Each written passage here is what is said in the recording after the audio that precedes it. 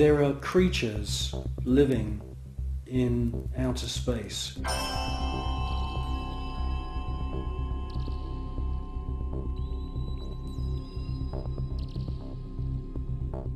And I'm the first one to realise how crazy that sounds. Scientists would immediately say, well, that's impossible. There's ultraviolet radiation in space. Without having a craft around you, you'll die. Well, all I can say is that these, I call them space serpents, they do exist.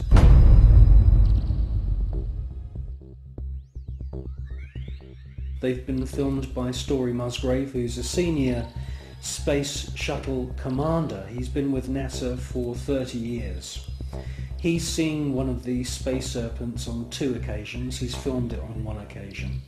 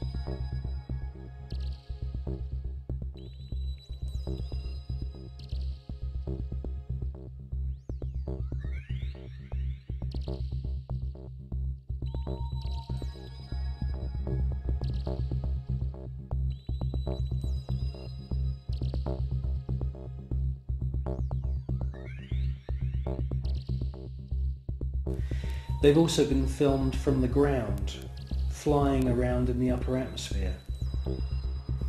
Now, quite frankly, we don't know anything about the life cycle of these creatures, but they do fit in with the descriptions of other kinds of critters, other strange looking creatures that astronauts from the very early days of NASA have reported. I suspect that they use some form of photosynthesis, and I suspect that they hydrate themselves by flying in the upper atmosphere of planets. One important thing I must say though about these space serpents is that there are about 7 or 8 very, very important ancient sites, temple sites on planet Earth, most notably in Mexico. And these temples are dedicated to the memory of flying serpents. And this is what we see in this footage, is flying serpents. There also seems to be a very interesting relationship between the flying serpent and these small luminous spheres.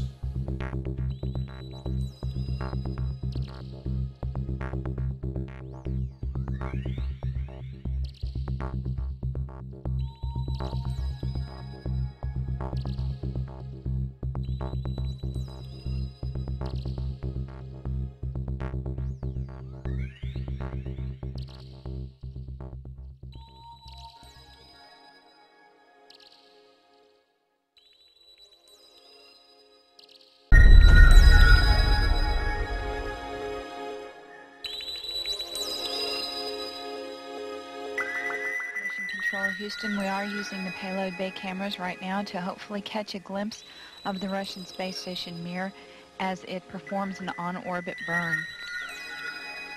Though it will be difficult to pick Mir out from the stars as they pass behind us, the payload bay cameras are positioned such that they're looking straight back behind the orbiter, where the Mir is flying at about 850 nautical miles behind us. Well, obviously this is a massive faux pas that this piece of footage was accidentally broadcast.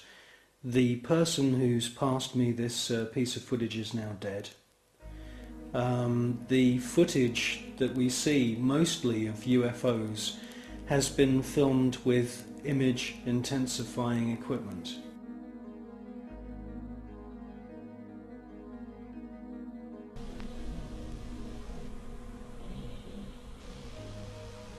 No joy from here, sorry. Hope it was a good one though for our friends.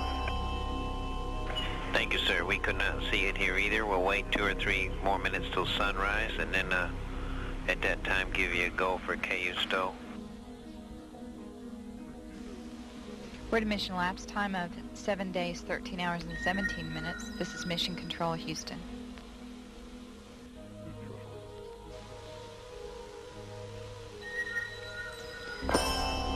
The Mir space station is now visible on the far left-hand side of the screen, about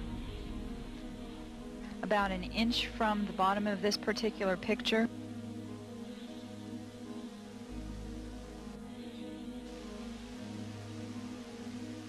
Okay, the Mir space station is the small flashing light in the center, about an inch from Camera Charlie on a monitor. the left-hand side of the screen. It's slowly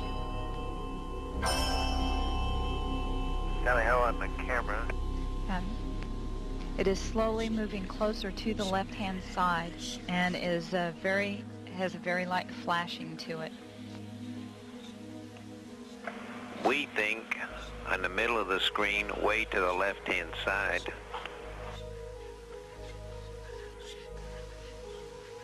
We think you can see a flashing light just a little bit to the left of the center of the screen, very faint.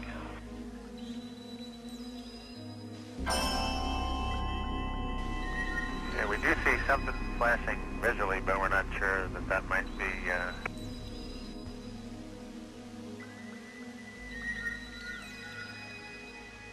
This is Mission Control, Houston. Once again, we believe we were just able to spot the Mir spacecraft as it flies about 850 nautical miles behind us.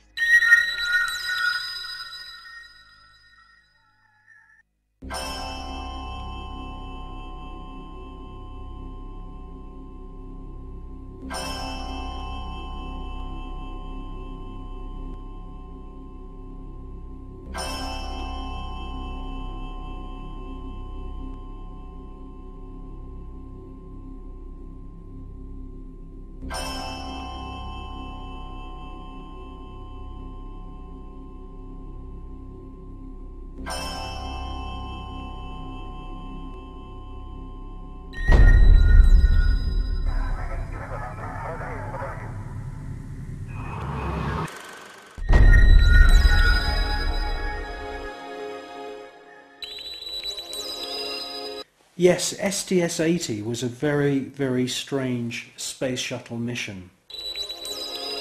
What we see is a lot of activity. It can't all be put down to natural phenomena. James Oberg at NASA and all the other pundits at NASA would love you to believe that these are all ice crystals and space junk and debris. Quite frankly, if there was that amount of debris, that sheer number of shooting stars flying around in close proximity to the space shuttle and the Mir space station, it would be not safe to put craft up into space. A piece of rock just a few millimeters across, travelling in the opposite direction of the space shuttle, would rip through the entire structure of the space shuttle and cause a fatal accident.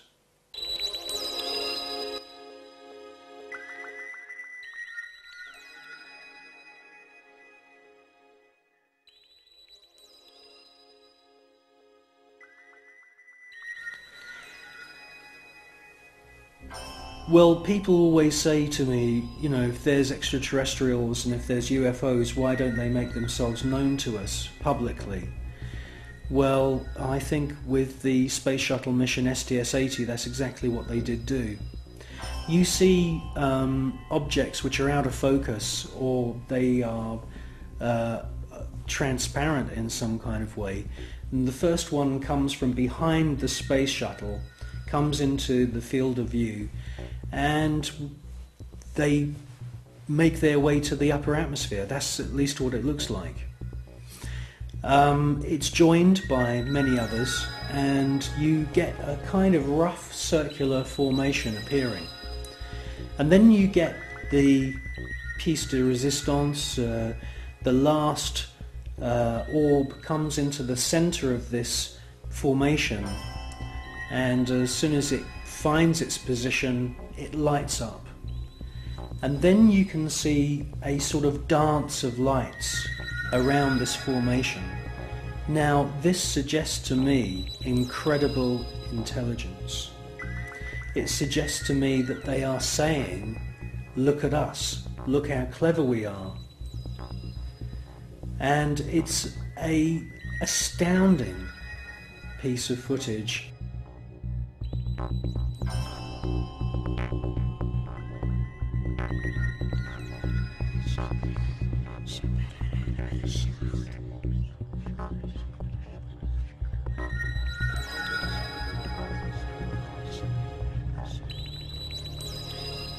These extraterrestrial craft are attracted to thunderstorms, and many times we see lightning on the surface of the planet or in the atmosphere of planet Earth. And as soon as these electric storms start, the UFOs swarm into the area. It's almost as if they're harvesting the electromagnetic energy within the atmosphere.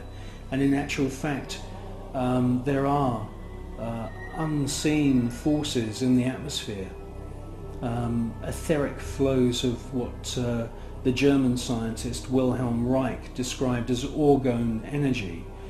And it could be possible that these UFOs are sucking energy from these electric thunderstorms on planet Earth, and this is where they're getting their energy from.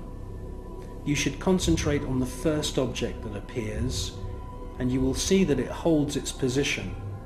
Many TV stations have actually broadcast this STS-80 footage, but they only show you the few seconds of the large glowing orb coming from the lower atmosphere.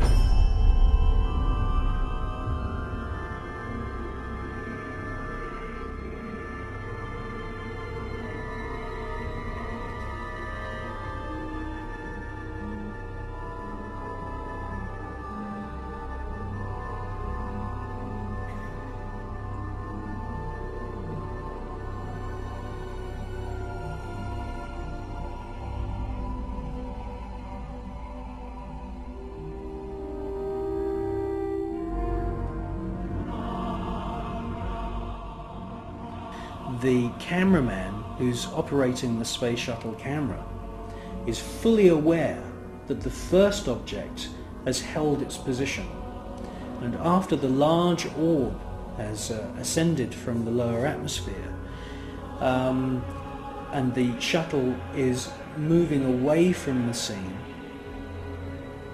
the cameraman is actually zooming in at the end of the sequence to double check the position of the first luminous orb, and it's a fascinating piece of video.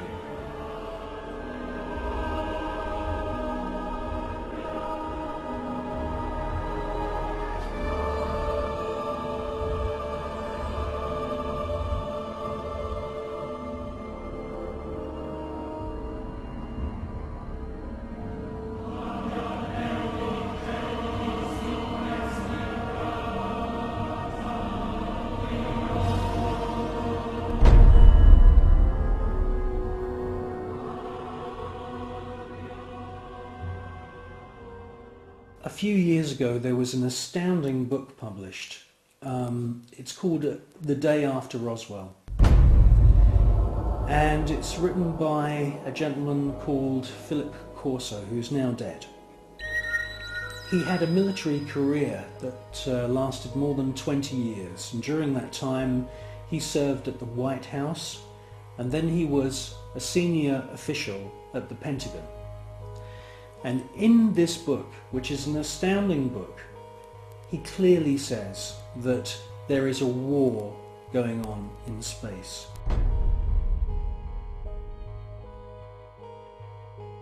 In other words, NASA and the American military have designed weapons. He says in his book that some of the weapons are based on patents of the genius inventor Nikola Tesla.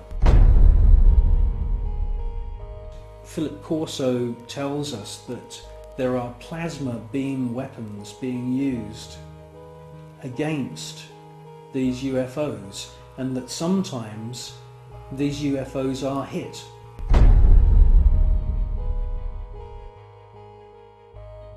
A special team then travel out to wherever it is in the world and collect the wreckage. Now, from the wreckage they back engineer any useful technology. In his book he clearly states that microchips, semiconductors, fiber optics, lasers, many other new metal alloys have all been back engineered from wreckage which they've collected from UFOs which have been shot down by the American government.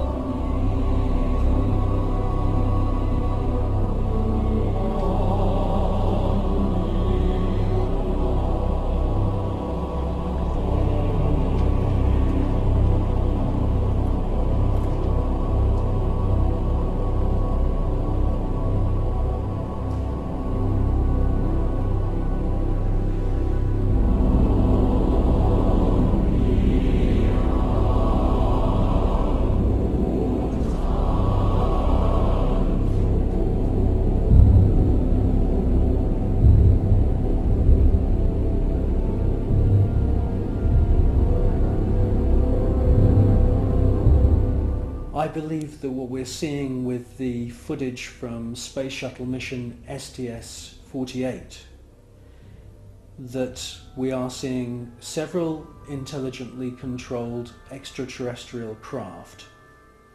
And yes, I do believe that the flashes are the firing of some very, very top secret weapon which is able to produce an electronic or electromagnetic plasma kind of death ray that is being used against these UFOs. I do believe that that is exactly what we're seeing.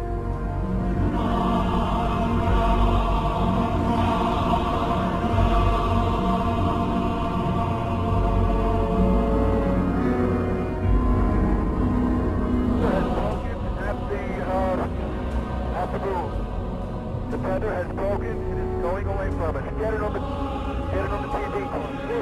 TV. Tether has broken. Copy. Space Shuttle mission STS-75, the tether incident. A lot has been said about this incident.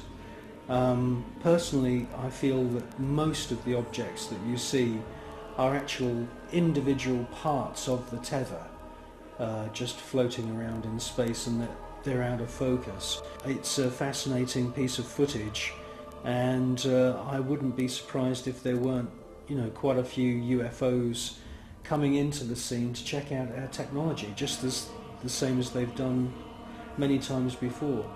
The crew can see the tether and see the satellite. It's beautiful.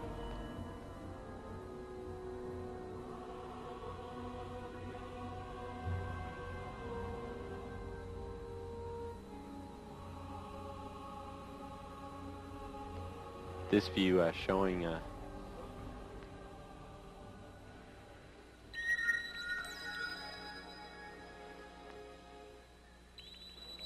satellite. Again, just moving into sunrise.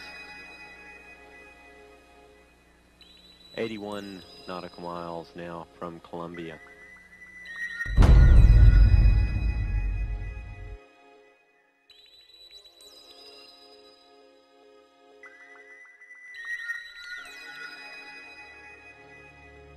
You clearly hear one of the astronauts being told there's an object at your 11 o'clock position. It's about your 10 o'clock, 11 o'clock going away. Don't worry about it. And the other astronaut, who's obviously in the know, says don't worry about it. Out there.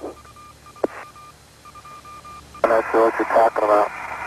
I suspect that the senior astronauts, the astronauts who've been up more than just once, are fully aware that there is a very large number of unexplainable objects flying around. Never mind.